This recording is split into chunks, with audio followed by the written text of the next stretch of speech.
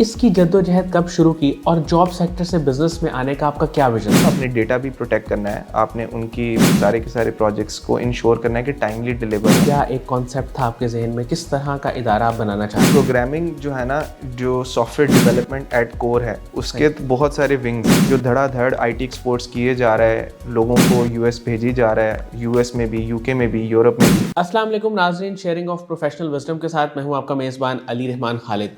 नाज़रीन, आप जानते हैं कि हम हमेशा ही ऐसे लोगों को आपके सामने लेके आते हैं और उनकी कन्वर्सेशन आपके साथ शेयर करते हैं जिनकी बातों से, जिनके काम से आपको कुछ सीखने को मिले और आपकी लाइफ में कोई वैल्यू एडिशन हो सके।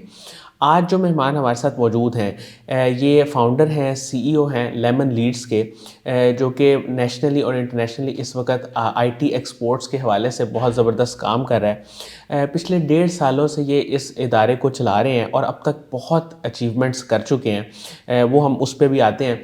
लेकिन मैं आगाज़ यहाँ से करूँगा कि इन्होंने जॉब सेक्टर से अपने बिज़नेस का कैसे सोचा और फिर आईटी एक्सपोर्ट्स यानी कि वो चीज़ें जो डेवलप्ड कंट्रीज़ कर रही हैं, जिन पे काम कर रही हैं, जिन पे उनका फोकस है, पाकिस्तान में रहते हुए इन्होंने उन चीज़ों को करने का क्यों सोचा और इनका विज़न क्या है लॉन्ग टर्म। अस्सलाम वालेकुम शर्जील शहाब साहब, कैसे हैं आप? वालेकुम अस्सलाम जी, बिल्कुल खैरियत से हूँ। आप कैसे हैं? सर मैं बिल्कुल ठीक और बहुत शुक्रिया आपने हमारे लिए टाइम निकाला। Thank you very much. Sir मुझे ये बताइएगा कि एक विज़न जो है इंसान का वो आहिस्ता आहिस्ता डेवलप होता है। आपको कब ये लगा कि इंटरनेशनली जो काम हो रहा है और इंटरनेशनली जिस तरह से डेवलप्ड कंट्रीज़ काम कर रही हैं आईटी एक्सपोर्ट्स के ज़रिए या अपनी कोई भी ऐसी सर्विसेज सेल करके या ह्यूमन रिसोर्स को जो है वो आगे प्रमोट करके अपना नाम भी बना रही हैं और अपना काम भी कर रही हैं, एक्सेल भी कर रही हैं, तो आपने पाकिस्तान के बारे में यही ख्वाब देखा। इसकी जद्दोजहद कब शुरू की और जॉब सेक्टर से बिज़नेस में आने का आपका क्या विज़न था? बिल्कुल, देखिए मैं 2018 में ग्रेजुएट हुआ था और उस टाइम पे मैं बहुत ज़्यादा विज़न मेरे पास नहीं था। एक उम्मीद थी कि कहीं न कहीं पे जॉब वगैरह मिल जाएगी। सही। लेकिन हमारे पास मसला ये है कि जो बड़ी-बड़ी एमएनसीज़ हैं, एक तो उनके क्राइटेरियाज़ बहुत डिफरेंट हैं। सही। उस टाइम पे आईटी इंडस्ट्री अभी स्टार्ट हुई थी, 2018 का मिड था, 2019 का आगाज़ था। तो उस टाइम पे हमने जो है ना ये सोचा कि रादर देन कि हम एमएनसीज़ और इनका पार्ट बने, क्योंकि मुझे शुरू से ही शौक था कुछ नया ट्राई करने का। सही। तो मैंने कहा यार नया तो यही है कि इसमें जो है ना आईटी इंडस्ट्री में कदम रखा जाए। बिल्कुल ठीक। तो फिर मैंने आगाज़ किया अपने जो है ना प्रोफेशनल करियर का। टेक्सेल एक कंपनी है, बहुत बड़ी है और बड़ा अच्छा काम कर रही है आईटी एक्सपोर्ट्स में। तकरीबन 30-40 मिलियन डॉलर्स के करीब उनकी आईटी एक्सपोर्ट्स हैं बिल्कुल। एनुअली। तो उनके साथ मैं मुंसलिक हुआ एज अ सेल्स एजेंट, और क्योंकि सेल्स ही वो एक वाहिद स्किल था जो मैंने यूनिवर्सिटी के टाइम पे भी सीखा और मुझे शौक़ था लोगों के साथ बात करने का, उनकी ज़िंदगियां बदलने का। तो सेल्स के थ्रू मैंने सोचा कि चलें ये कदम लेते हैं। सर लम्स में आपने ग्रेजुएशन की बिज़नेस में, तो बिज़नेस से जब आप आईटी की फील्ड में आए तो क्या मुश्किलात फेस करनी पड़ी आपको? बहुत बड़ा एक चैलेंज ये आता है कि जब आपने आईटी की फील्ड में किसी भी एसोसिएटेड डिपार्टमेंट में जाना है, चाहे वो मार्केटिंग है, एचआर है या सेल्स है, तो आपको आईटी की बहुत ज़्यादा डीप अंडरस्टैंडिंग होनी चाहिए कि आपके पास किस तरह के स्किल्स हैं, कौन सी लैंग्वेजेस हैं, टेक्नोलॉजीज़ हैं। तो वो एक बहुत बड़ा चैलेंज था। दूसरा एक बहुत बड़ा चैलेंज ये था कि मैंने कभी किसी यूरोपियन से या अमेरिकन से बात ही नहीं की थी। सही। तो मेरे लिए एक बहुत बड़ा चैलेंज ये था कि अच्छा मैं उनके साथ उनकी लैंग्वेज में, उनकी कल्चरल इंटीग्रेशन में कैसे बात करूं कि वो मुझे एज अ पाकिस्तानी कंसीडर ना करें, as a global IT firm consider करें।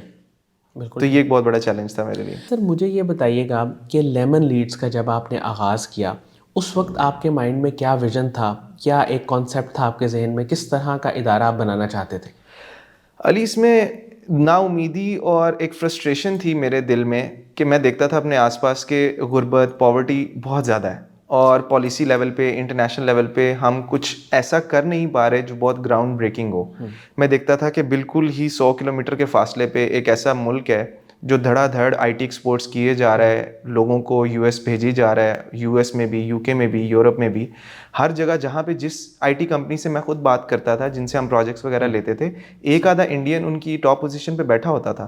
तो फिर मैंने ये रियलाइज़ किया कि हमें जो गैप आ रहा है वो इस चीज़ का आ रहा है कि हमारे पास ऐसे लोग ही नहीं हैं जो हमारे आईटी सेक्टर को वो एक्सपोजर दे सकें जो इंटरनेशनल लेवल पे चाहिए।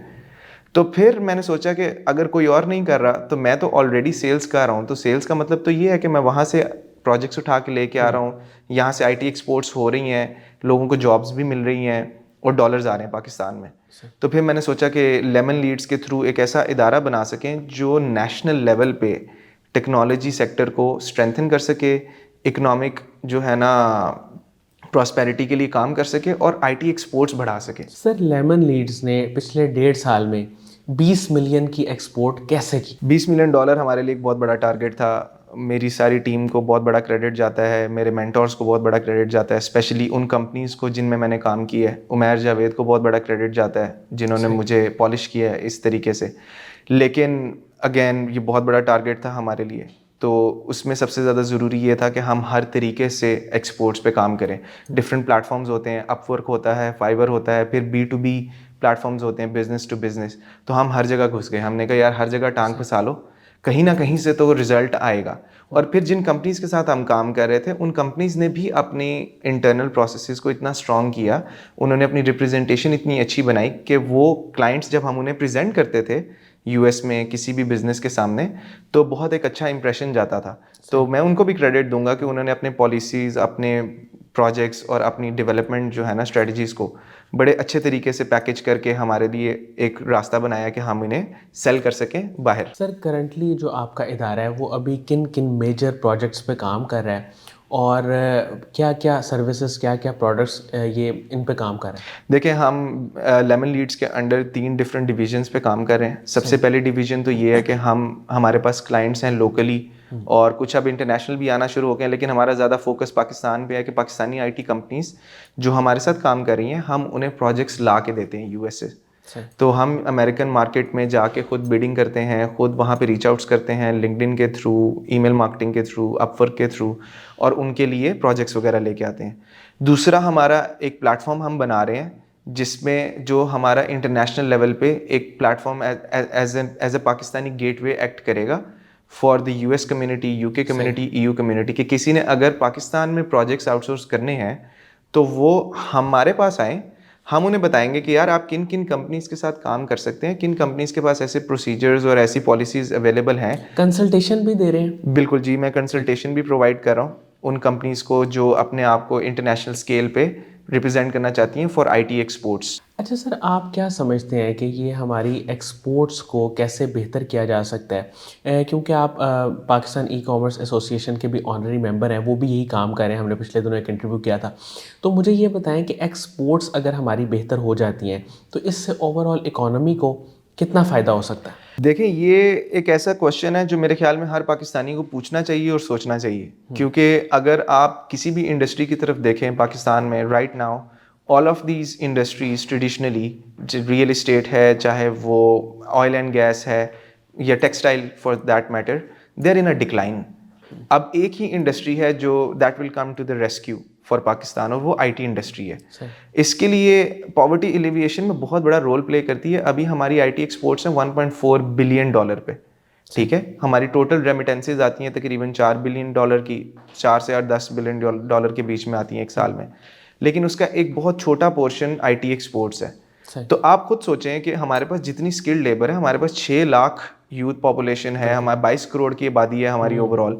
तो अगर हम सबको एक कंप्यूटर और इंटरनेट दे दें और उनको छोटे छोटे स्किल सिखाने शुरू कर दें, ग्राफिक डिज़ाइन, प्रोग्रामिंग, इस तरह के, और साथ ही साथ हम बिजनेस डेवलपमेंट के तरीके सिखाएं लोगों को, बच्चों को, ताकि वो जाके यूएस मार्केट से प्रोजेक्ट उठा के ला सकें। क्योंकि ये कोई छोटी बात थोड़ी है कि आप किसी गोरे की जेब में से $1 lakh which is equivalent to 2.5-3 crore रुपए एक प्रोजेक्ट की मद में उठा के लेके आ रहे हैं और फिर उसको सर्विस प्रोवाइड कर रहे हैं। तो आप सोचें कि नेशनल लेवल पे अगर हम इसको एक्सपैंड करें तो इसका कितना बड़ा इम्पैक्ट आएगा। पॉवर्टी एलिवेशन तो दूर की बात, हम तो आईएमएफ का जो है ना लोन बेल आउट करने की बात करते हैं। Sir Pakistan national technology movement ये इस वक्त करंटली क्या काम करी और आप इसके साथ किस किस तरह से मुंसलिक हैं? देखिए लेमन लीड्स के थ्रू मैंने बहुत काम करने की कोशिश की है। मेरे साथ एक और ऑर्गेनाइजेशन भी थी, इजाद लैब्स, उन्होंने भी हमारे साथ मिलके हमने बहुत काम किया है। 2019 में हमने पाक यूके टेक एक्सचेंज बनाई, जिसमें हमने पाकिस्तान हाई कमिश्नर जो थे ज़करिया उस्मान, उनके साथ एमओयू साइन किया कि यूके में जितनी भी यूके की चेंबर ऑफ कॉमर्स है वो लोकल कम्युनिटी को इनकरेज करे कि वो पाकिस्तान से आईटी के एक्सपोर्ट्स करवाएं, पाकिस्तान से आईटी के प्रोजेक्ट्स करवाएं। फिर हम यूरोप गए, यूरोप में हमने ऑस्लो में पाकिस्तान टेक समिट किया, और वहाँ पे हमारे जो वाइस मेयर हैं वो भी पाकिस्तानी है माशाल्लाह, उस्मान मुश्ताक। उनके साथ MOU साइन किया कि वो अपने तरीके से यूरोपियन जो स्कैंडिनेवियन स्पेशली टेक जो कि आजकल बूम कर रहा है, पाकिस्तान को as a technology partner consider करें। क्योंकि इंडिया से अगर $200 बिलियन की एक्सपोर्ट्स हो रही हैं और पाकिस्तान से सिर्फ $1.4 बिलियन की, तो प्रोपोर्शनली तो हम उनकी पॉपुलेशन का सिर्फ 1/5 हैं। उस हिसाब से तो पाई में हमारे पास एटलीस्ट $40 बिलियन की एक्सपोर्ट्स तो होना। बिल्कुल ठीक है। और अब हमने सिलिकॉन वैली में एक प्लेटफॉर्म लेमन लीड्स को जो है ना रजिस्टर किया है टू इंश्योर कि हम एक नेशनल मूवमेंट लॉन्च कर सकें। साथ ही साथ लोकली हमने स्पेशल टेक्नोलॉजी पार्क्स बनाए हैं जिनमें हम साउथ पंजाब का भी विज़िट कर रहे हैं। अभी हम रहीम यार खान और डिजिटल डेरा गाजी खान की बात कर रहे हैं, फिर हम towards the belt from south to north move करेंगे, साहिवाल, ओकाड़ा, शेखुपुरा। और ये जो पेरिफेरल एरियाज़ हैं इनमें बहुत सारे बच्चे ऐसे हैं जो टैलेंटेड हैं। तो इनके थ्रू हम जो है ना लेमन लीड्स के थ्रू इनको बिजनेस डेवलपमेंट और IT से रिलेटेड स्किल्स सिखाएंगे। साथ ही साथ हम यूरोपियन और US मार्केट्स को ये ट्रस्ट बिल्ड करेंगे कि पाकिस्तान के साथ काम करें। सर, जब आप IT स्किल्स की बात करते हैं और बिजनेस डेवलपमेंट स्किल्स की बात करते हैं, तो इससे मुराद कौन कौन से टॉप कुछ स्किल्स आपके जहन में आते हैं या जो आप समझते हैं कि लोगों को सीखने चाहिए और जो आप सिखा भी रहे हैं? ये मैं इसलिए जानना चाहता हूँ कि बहुत सारे लोग जो ये इंटरव्यू देख रहे हैं वो चाहते हैं कुछ करना, कोई काम करना चाहते हैं, लेकिन उन्हें कोई डायरेक्शन नहीं मिलती या उन्हें समझ नहीं आती। तो आम लोगों के लिए जो इस वक्त हमारी गुफ्तगू सुन रहे हैं, क्या मशवरा है कि वो अपनी ग्रेजुएशन के दौरान या मास्टर्स के दौरान किन स्किल्स को बहुत ज़्यादा फोकस करें और उनको डेवलप करें? बिल्कुल, इसमें देखें प्रोग्रामिंग जो है ना, जो सॉफ्टवेयर डेवलपमेंट एट कोर है उसके तो बहुत सारे विंग्स हैं।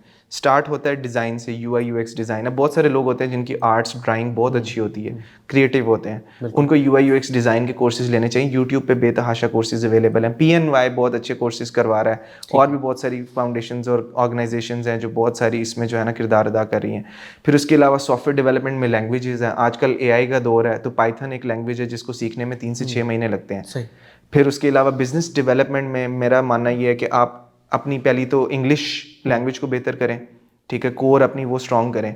फिर उसके अलावा आप अपवर्क पे प्रोफाइल्स बनाएं, क्योंकि अपवर्क पे तो लीड्स आ रही हैं, पूरी दुनिया से लीड्स आ रही हैं। बिल्कुल ऐसे। फिर आपने लीड जिन प्लेटफॉर्म्स B2B जिस तरह लिंक्डइन है, उसके अलावा लेमन लीड्स का भी काफ़ी सारा मटेरियल यूट्यूब पे अवेलेबल है जिस पे बच्चे जाके फ्री ऑफ कॉस्ट सीख सकते हैं कि किन किन तरीक़ों से वो प्रोजेक्ट्स लैंड कर सकते हैं। सर, फ्यूचर गोल्स आपके क्या हैं लेमन लीड्स को लेके, अपने काम को लेके?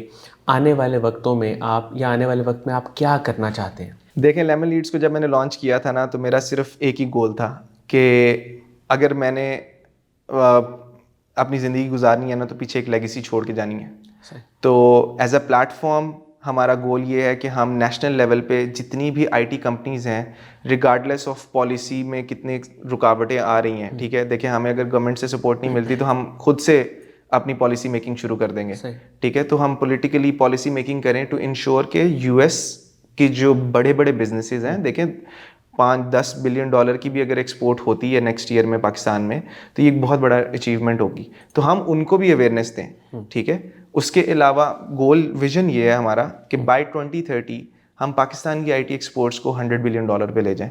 उसमें बहुत सारे मराहिल हैं, जिसमें एक तो जो है इंफ्रास्ट्रक्चरल लेवल पे इंटरनेट का बेहतर होना बहुत ज़रूरी है, क्योंकि आजकल एक बहुत बड़ा तासुर है ये जो है बाहर की ग्लोबल मार्केट्स में, इंटरनेशनल मार्केट्स में, कि पाकिस्तान से काम नहीं करवाना, यहाँ इंटरनेट नहीं आता, विच इज़ ट्रू, क्योंकि हम रोज़ इस मसले से गुजरते हैं। कभी कभी बैठे बैठे इंटरनेट डाउन हो जाता है। तो इस तरह के इंफ्रास्ट्रक्चरल लेवल पे हम चाह रहे हैं कि कुछ इकदाम करें। फिर हमारी कंपनीज़ को स्ट्रॉन्ग करें, पॉलिसी मेकिंग करें, उनके साथ स्पेशली उनकी जो है ना उनकी डेवलपमेंट करें कि अच्छा आपके पास ये सिक्योरिटी प्रोटोकॉल्स होने चाहिए। अगर आप यूरोपियन या US मार्केट में काम कर रहे हैं तो आपने डेटा भी प्रोटेक्ट करना है, आपने उनकी सारे के सारे प्रोजेक्ट्स को इंश्योर करना है कि टाइमली डिलीवर हों, उनमें कोई डिलेज ना आए, और प्रोफेशनल तरीके से हम IT एक्सपोर्ट्स को बाय 2030 गोल ये है कि $100 बिलियन पे ले जाएं। और अगर ये हो जाता है तो फिर पाकिस्तान का डेट रिलीफ करना कोई बहुत बड़ी बात नहीं होगी। सर, आप एक कामयाब बिजनेस डेवलपमेंट एक्सपर्ट हैं। मैं ये जानना चाहता हूँ कि बहुत सारे लोग जो IT की फील्ड में काम कर रहे हैं, बिजनेस डेवलपमेंट की फील्ड में काम कर रहे हैं, और वो समझ रहे हैं कि हम इतना ज़्यादा कामयाब नहीं हैं जितना उन्हें होना चाहिए। उन्हें आप क्या रेकमेंड करेंगे कि वो क्या गलती कर रहे हैं या किन चीज़ों को वो रिफ्लेक्ट करें एक दफ़ा ताकि वो तरक्की कर सकें? देखिए, सबसे पहले तो जो है ना, इस चीज़ को रिकग्नाइज़ करना बहुत बड़ी अचीवमेंट होती है कि आप कहाँ पे लैग कर रहे हैं। अपने फेलियर को या अपनी खामियों को रिकग्नाइज़ करना ये बहुत बड़ी बात होती है, बिल्कुल। क्योंकि that's the first step towards success and learning. दूसरी चीज़ ये है कि बहुत सारा कंटेंट ऑनलाइन अवेलेबल है। अगर आप बिजनेस डेवलपमेंट की फील्ड में हैं या आप सॉफ्टवेयर डेवलपमेंट की फील्ड में हैं, तो अब तो ऐसे ऐसे रिसोर्सेज अवेलेबल हैं कि आप जहाँ पे स्टक हैं वहाँ से ही आप आगे कुछ बहुत सारी चीज़ें सीख सकते हैं। आप यूट्यूब का इस्तेमाल करें, आप लिंक्डइन पे जाएं।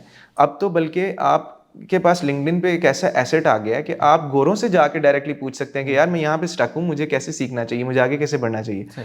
दूसरी, अपने आप पे बिलीव रखें। हम एक यूथ ड्रिवन पॉपुलेशन है, हमारे पास बहुत टैलेंट है और हमें अपने आप को अंडर एस्टिमेट करना बंद कर देना चाहिए। ये बात मैंने सिलिकॉन वैली में जो लास्ट वीक कॉन्फ्रेंस होस्ट की थी, हमने पाकिस्तान टेक समिट किया था हमने सिलिकॉन वैली में। उसमें हमने जो हमारा पाकिस्तानी डायस्पोरा है उनकी तरफ से एक एतराज़ आया था कि यार आप लोगों के पास मतलब खाने पीने के पैसे नहीं हैं और आप बात करते हैं टेक्नोलॉजी एक्सपोर्ट की और इन चीज़ों की। तो उनको मैंने इस बात पे जो है ना फिर ये रिप्लाई किया था विद ऑल ड्यू रिस्पेक्ट कि देखिए, हम एक यूथ पॉपुलेशन है। आप लोगों ने अगर कुछ नहीं किया या आप लोग अपनी कैपेसिटी में जो करना चाहते थे वो नहीं कर पाए, तो हमें तो करने दें। हमारे पास बहुत टैलेंट है, बहुत रिसोर्सेज हैं और हम रेडी हैं। हम पाकिस्तान की आईटी एक्सपोर्ट्स को from the front as a young population lead करने के लिए बिल्कुल रेडी हैं। हमें 50 का होने की ज़रूरत नहीं है टू बी सक्सेसफुल।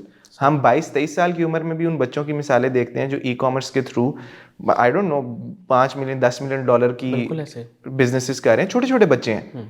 अभी एक यहाँ पे भावलपुर का बच्चा है, ठीक है, यंगेस्ट सोशल मीडिया इन्फ्लुएंसर है, सोशल मीडिया मार्केटिंग कर रहा है, कोसैन नाम है उसका। 18-20 साल का बच्चा है वो, और उसने तकरीबन कोई एक रेंज रोवर रखी हुई है माशाल्लाह, और बहुत सारा मैस लेवल पे काम कर रहा है, बच्चों को सिखा रहा है। बिल्कुल ठीक है। तो दैट्स अ स्टॉन्च साइन के आपको जो है ना अपने आप पे बिलीव रखें और हेल्प के लिए रीच आउट करें लोगों को।